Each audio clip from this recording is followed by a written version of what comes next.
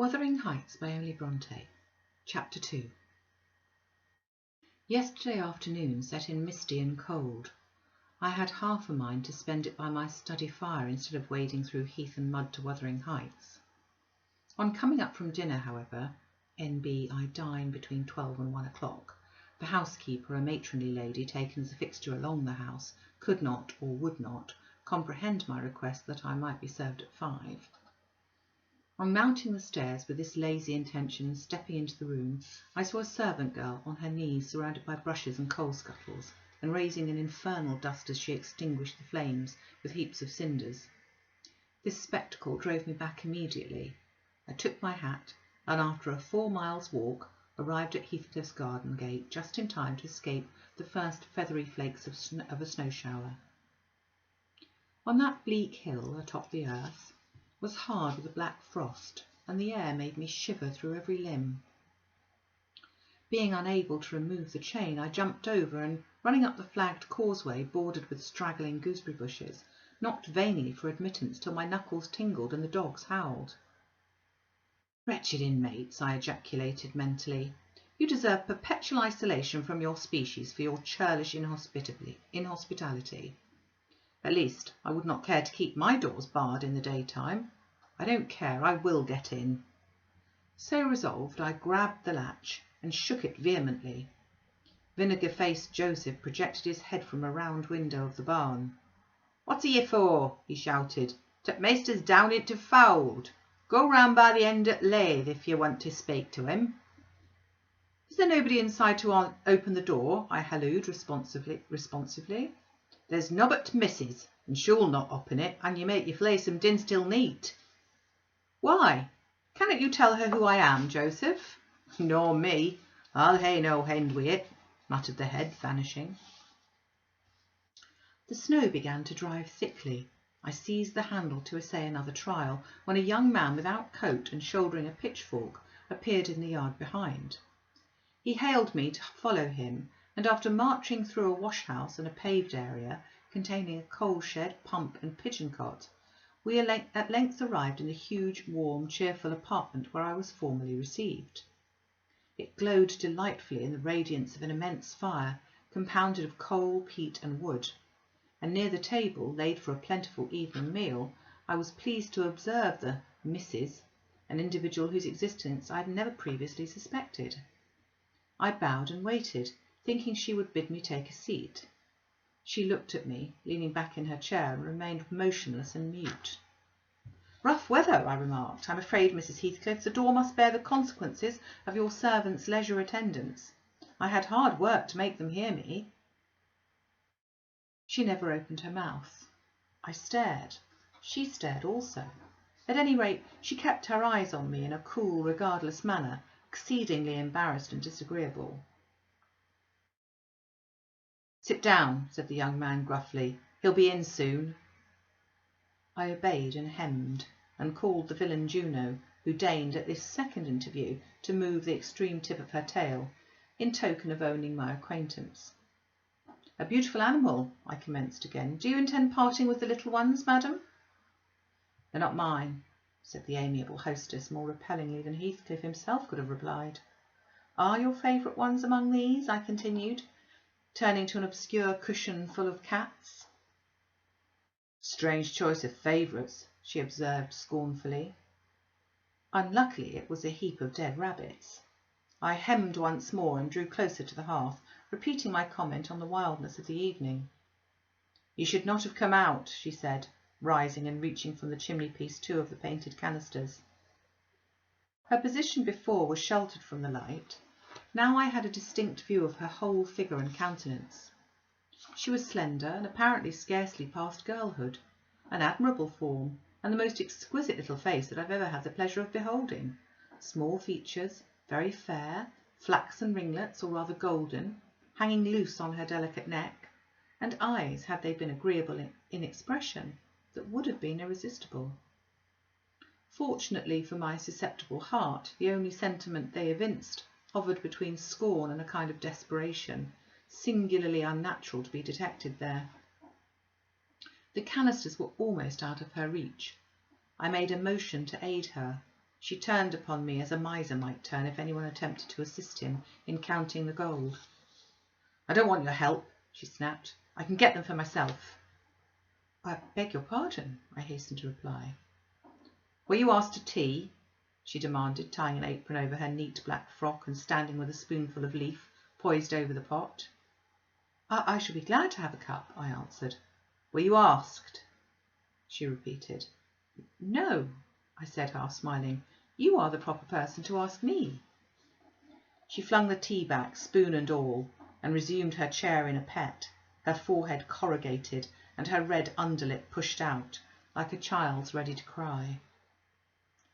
Meanwhile, the young man had slung on to his person a decidedly shabby upper garment, and, erecting himself before the blaze, looked down on me from the corner of his eyes, for all the world as if there was some mortal feud unavenged between us.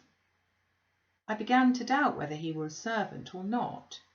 His dress and speech were both rude, entirely devoid of the superiority observable in Mr. and Mrs. Heathcliff. His thick brown curls were rough and uncultivated. His whisker encroached bearishly over his cheeks, and his hands were embrowned like those of a common labourer. Still, his bearing was free, almost haughty, and he showed none of a domestic's assiduity in attending on the lady of the house. In the absence of clear proofs of his condition, I deemed it best to abstain from noticing his curious conduct, and 5 minutes afterwards the entrance of Heathcliff relieved me, in some measure, from my uncomfortable state. "You see, sir, I am come according to promise," I exclaimed, assuming the cheerful, "and I fear I shall be weather-bound for half an hour if you can afford me shelter during that space." "Half an hour?" he said, shaking the white flakes from his clothes. "I wonder you should select the thick of a snowstorm to ramble about in. Do you know that you run the risk of being lost in the marshes? People familiar with these moors often miss the road on such evenings, and I can tell you there's no chance of a change at present." "Perhaps I can get a guide among your lads, and he might stay at the Grange till morning. Could you spare me one?" "No, I could not." "Oh, indeed. Well, then I must trust to my own sagacity." "Umph." "Are you going to make the tea?" demanded he of the shabby coat, shifting his ferocious gaze from me to the young lady. "Is he to have any?" she asked, appealing to Heathcliff. "Get it ready, will you?" was the answer, uttered so savagely that I started. The tone in which the words were said revealed a genuine bad nature. I no longer felt inclined to call Heathcliff a capital fellow. When the preparations were finished, he invited me with, "Now, sir, bring forward your chair," and we all, including the rustic youth, drew round the table, an austere silence prevailing while we discussed our meal. I thought if I had caused the cloud, it was my duty to make an effort to dispel it. They could not every day sit so grim and taciturn, and it was impossible, however ill-tempered they might be, that the universal scowl they wore was their everyday countenance. "It is strange," I began, in the interval of swallowing one cup of tea and receiving another, "it is strange how custom can mould our tastes and ideas. Many could not imagine the existence of happiness in a life of such complete exile from the world as you spend, Mr. Heathcliff.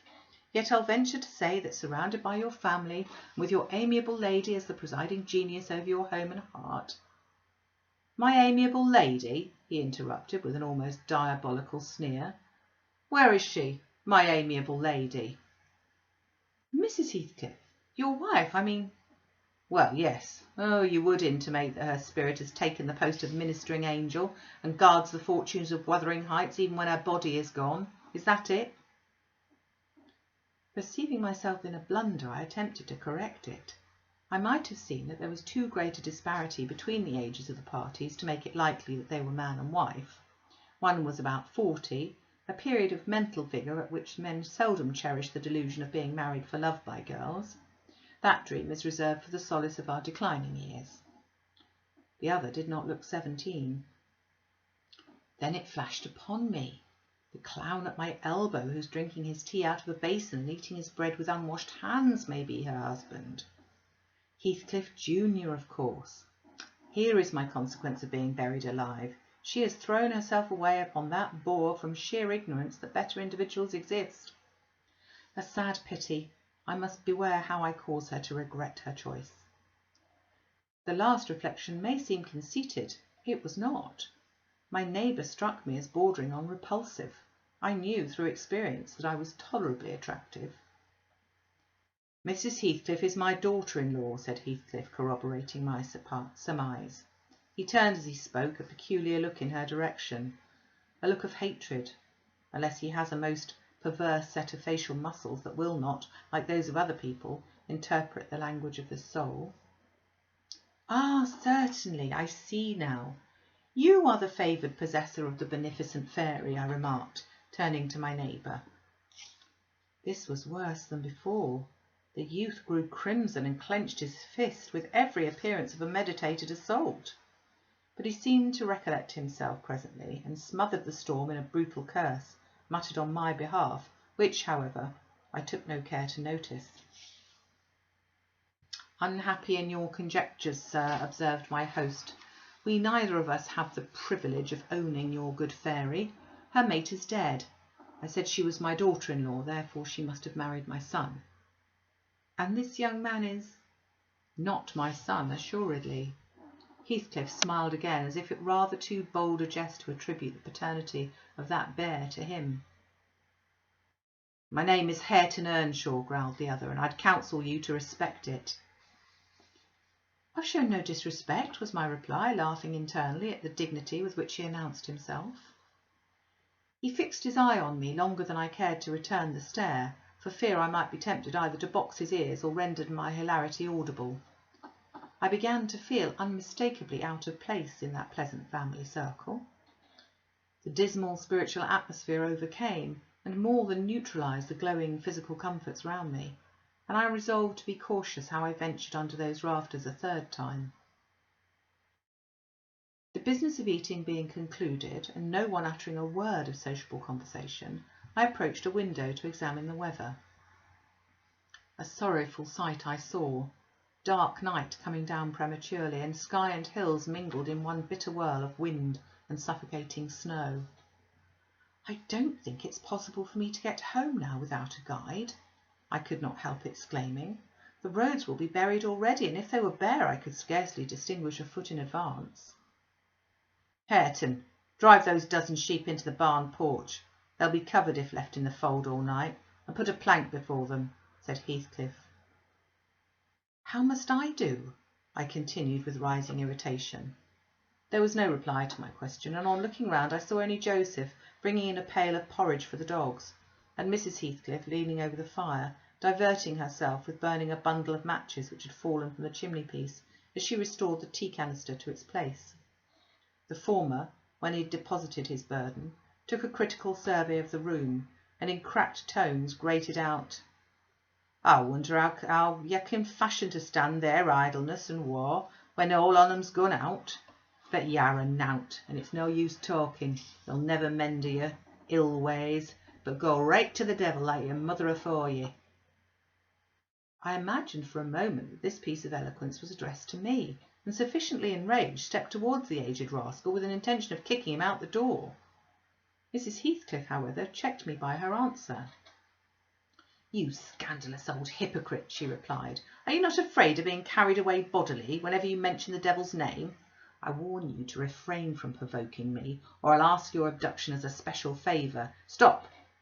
Look here, Joseph, she continued, taking a long dark book from a shelf. I'll show you how far I've progressed in the black art. I shall soon be competent to make a clear house of it. The red cow didn't die by chance, and your rheumatism can hardly be reckoned among providential visitations. Oh, wicked, wicked, gasped the elder. May the Lord deliver us from evil. No, reprobate, you're a castaway. Be off, or I'll hurt you seriously.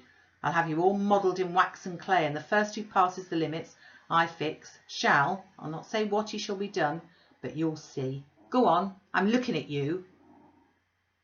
The little witch put a mock malignity into her beautiful eyes, and Joseph, trembling with sincere horror, hurried out, praying and ejaculating "wicked" as he went. I thought her conduct must be prompted by a species of dreary fun, and now that we were alone I endeavoured to interest her in my distress. Mrs. Heathcliff, I said earnestly, you must excuse me for troubling you. I presume because with that face I'm sure you cannot help being good-hearted.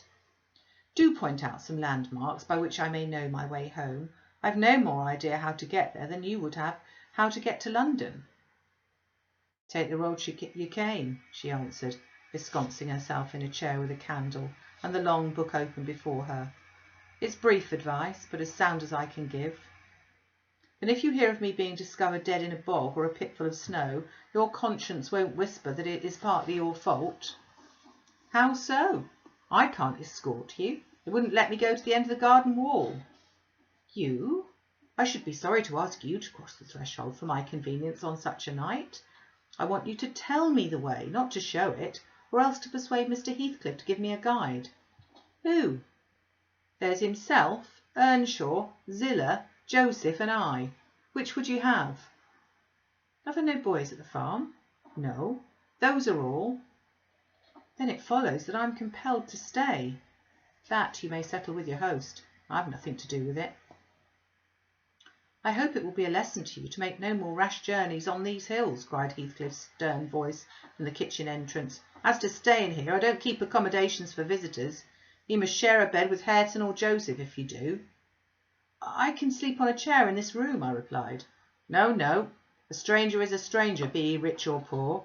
It will not suit me to permit any one of the range of this place while I'm off guard," said the unmannerly wretch. With this insult my patience was at an end. I uttered an expression of disgust and pushed past him into the yard, running against Earnshaw in my haste. It was so dark that I could not see the means of exit, and as I wandered round, I heard another specimen of their civil behaviour amongst each other. At first, the young man appeared about to befriend me. "I'll go with him as far as the park," he said. "You'll go with him to hell," exclaimed the master, or whatever relation he bore. "And who is to look after the horses, eh?" "A man's life is of more consequence than one evening's neglect of the horses. Somebody must go," murmured Mrs. Heathcliff, more kindly than I expected. "Not at your command," retorted Hareton. "If you set store on him, you'd better be quiet." "Then I hope his ghost will haunt you, and I hope Mr. Heathcliff will never get another tenant till the Grange is a ruin," she answered sharply. "Hearken, hearken, shoe's cursing on 'em," muttered Joseph, to whom I'd been steering. He sat within earshot, milking the cows by the light of a lantern, which I seized unceremoniously, and calling out that I would send it back on the morrow, rushed to the nearest postern. "Maister, maister, he's stealing lantern!" shouted the ancient, pursuing my repeat. "Hey, Nasher! Hey, dog! Hey, wolf! Hold him! Hold him!" On opening the door, two hairy monsters flew at my throat, bearing me down and extinguishing the light, while a mingled guffaw from Heathcliff and Hareton put the copestone on my rage and humiliation. Fortunately, the beasts seemed more bent on stretching their paws and yawning and flourishing their tails than devouring me alive, but they would suffer no resurrection, and I was forced to lie till their malignant masters pleased to deliver me. Then, hatless and trembling with wrath, I ordered the miscreants to let me out, on their peril to keep me 1 minute longer, with several incoherent threats of retaliation that in their indefinite depth of virulency smacked of King Lear. The vehemence of my agitation brought on a copious bleeding at the nose, and still Heathcliff laughed, and still I scolded. I don't know what would have concluded the scene had there not been one person at hand, rather more rational than myself, and more benevolent than my entertainer. This was Zillah, the stout housewife, who at length issued forth to inquire into the nature of the uproar. She thought that some of them had been laying violent hands on me, and not daring to attack her master, she turned her vocal artillery against the younger scoundrel. "Well, Mr. Earnshaw," she cried, "I wonder what you'll have agate next.